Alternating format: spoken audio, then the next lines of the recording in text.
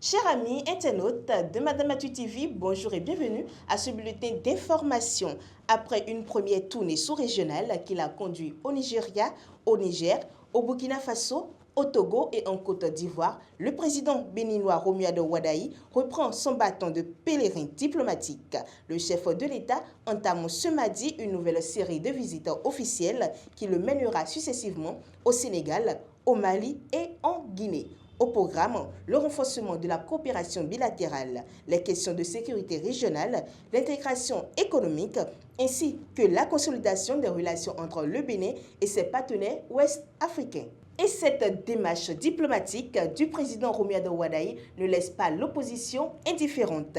Les démocrates saluent la voie du dialogue engagée par le chef de l'État et l'encouragent à maintenir le cap. Pour le parti, la concertation et le rapprochement entre pays voisins demeurent des leviers essentiels pour renforcer la coopération et relever les défis communs de la sous-région. Une position qui traduit la volonté de voir les intérêts du Bénin primer sur les divergences politiques lorsqu'il s'agit de paix, de stabilité et d'intégration régionale. Et pour finir ce bulletin d'information à Paou, de présumés agresseurs de conducteurs de taxi sont désormais entre les mains de la police.